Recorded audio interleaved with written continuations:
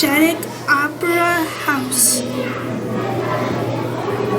The Opera House featured operettas, musicals, vaudeville, plays, and speakers. Productions ran from 3 days to 2 weeks, depending on their popularity. The house was also used for balls, local talent shows, and conventions. When there were no stage productions, movies were shown. Dr. Shattuck was born May 27, 1829 in Brantsport and came here to practice medicine dentistry in October 1851. The Shattuck was located roughly where the empty lot is by Texas Cafe on Broadway. There used to be a dollar store there. In fact, according to Hornell Mayor Sean Hogan and City Public Works Superintendent Dave Oakes, son of the late and current city historians, what is now the Dollar General store was the first floor of the Shattuck Opera House. There was a place to eat there too. Advertisement for if you want a good warm meal. The Shattuck Opera House was erected in 1871 by Dr. Sewell E. Shattuck. The cornerstone was laid July 4th, 1871 by the Masons and the Odd Fellows. It was located at 13 through 21 Broadway. The building was 100 feet long, 60 feet deep, and 43 feet high, with 4 stories, including attic. The stage was 60 by 39 feet. The Opera House, built by Dr. Sewell, was the first concrete structure to be built in this section of the country. Since a grand opening was held August 21st, 1873, but the house was open for inspection 2 weeks before the grand opening. The grand opening featured with Dora by Alfred Lloyd Tennyson and Charles Reed and was presented by the Mead Brothers, proprietors and managers of the Academy of Music, Buffalo. At first, seats price ranged from $1 to $5. It was the place where everything happened in Hornell.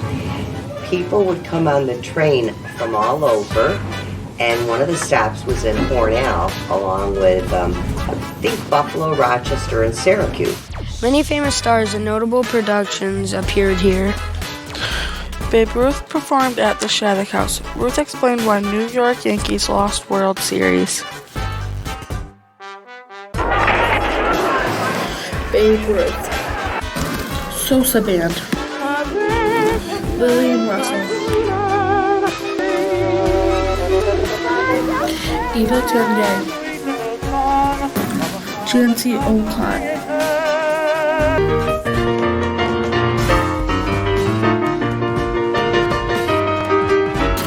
Houdini. General Tom Thumb and his wife. Strong boy John L. Sullivan challenged for the heavyweight champion. Kate Smith.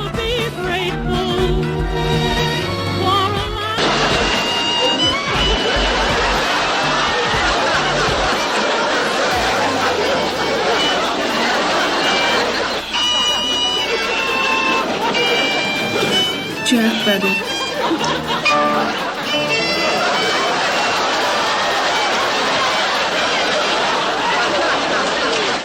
I don't know if any of you remember the Murray Stevens building or the Murray Stevens clothing store in Hornell, but that was my husband's uncle, Uncle Murray Stevens. And the story has it that he used to ride the train. He was part of the vaudeville act, and he was a dancer, and he would ride the train from New York City up to Hornell and then go the circuit, and one of the stops, of course, was at the Shattuck Opera House. And that's apparently where he met Helen, his soon-to-be wife. And one of the times he was up here, he never got back on the train. He decided to stay here, and he married Helen Damrath, who then they had a family together and they settled here. And he owned and operated Murray Stevens clothing store. He toured around with the Marx Brothers, and as sometimes as witty and off color as they might be, I He said they were really true gentlemen off the stage. He said they didn't make them any nicer than they were. Coal roast stove that comes to Cornell Silva.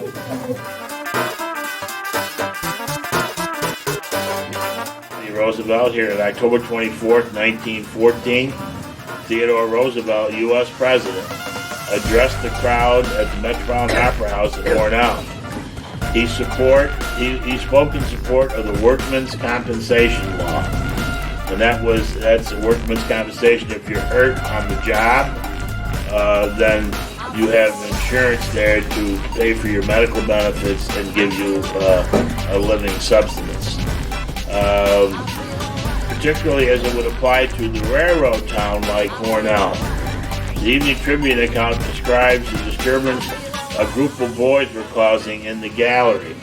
Colonel Roosevelt, because he was a colonel in the Army during the Spanish-American War, Colonel Roosevelt asked him to quit, saying that while he liked the American youth, he did not enjoy a marathon race through the gallery while he was trying to make people hear what he was saying. Cole Roosevelt, the day was simply magnificent, a bright sun, a beautiful temperature, and all natural smiles and arraignment.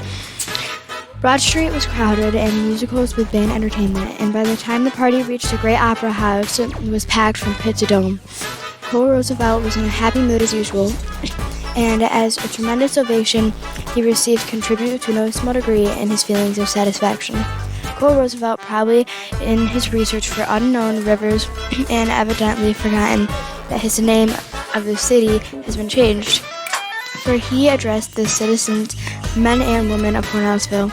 A large proportion of his time was devoted in discuss of the workmen's competition law, evidently knowing the population of the city composed largely of railroad men. The stage machinery was installed by E.D. Carver of Buffalo, and seating capacity of the house was 1,357. The late Charles S. Smith managed the theater for many years. Fair Week usually brought Chester Devon, Nancy Boyer, the Spooners, and other vaudeville companions. Frank Lynch, as a youth, began his theatrical career in productions at the old Shattuck Opera House. A Lynch-never song and dance routine of those days was extremely popular with Hornellians. The clever young vaudeville star, whose home is in the city, is here for a brief vacation and has consent to produce in the city in sketch which he has won fame and fortune from one country to the other. Gained fame in music. From the conservatory came a stream of accomplished musicians to cast in the Shattuck productions.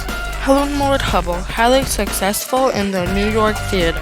Joseph Sloan of Olive Place became well known as a pianist, composer, and orchestra leader here in New York City.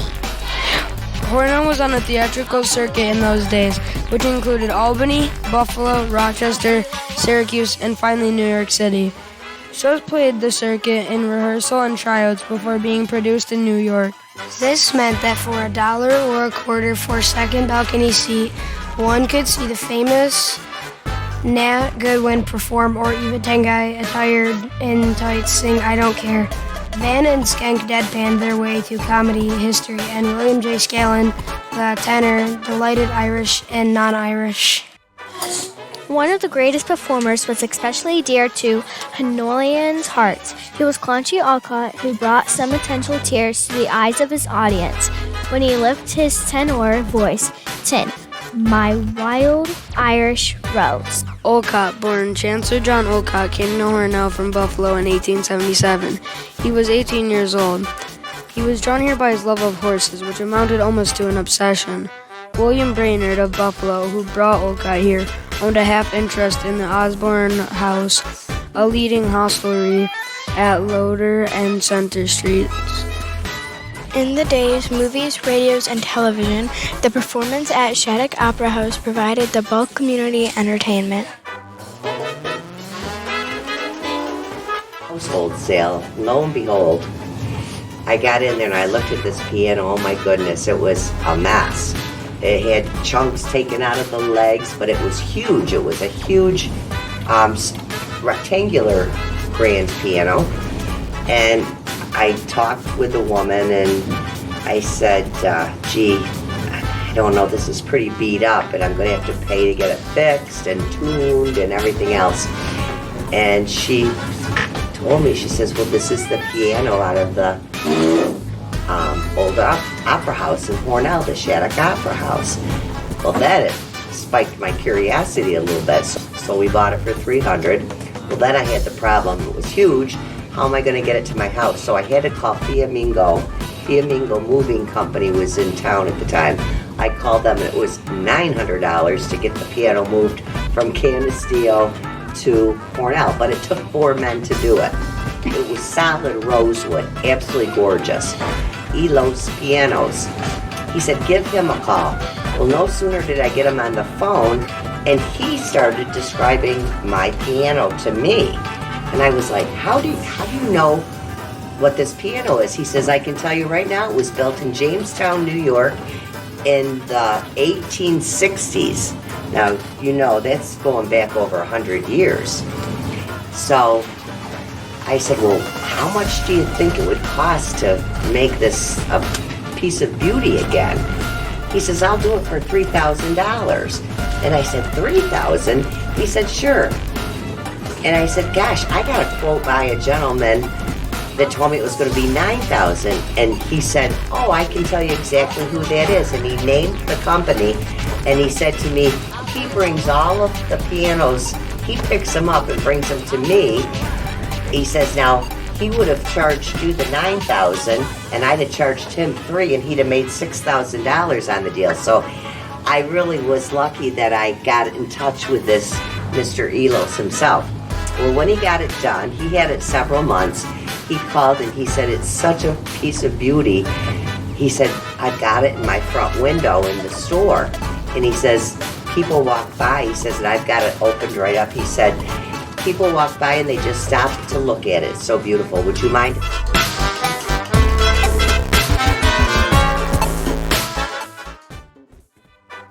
The Shattuck Opera House stood idle for 10 years.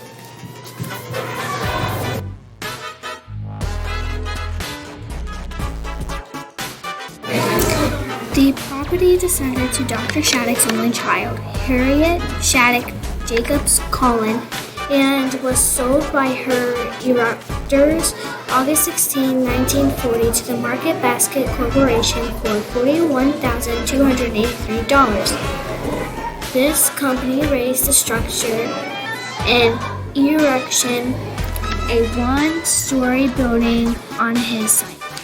Gone for 7 decades, the Shattuck has one final legacy. Many residents don't know this, but the alley off Broadway that runs behind the Main Street buildings has a name, Opera House Lane. The reason isn't clear now. Perhaps it was because of the growing influence of movies and radio, but the Shattuck Keystone to host performance by the early 1930s.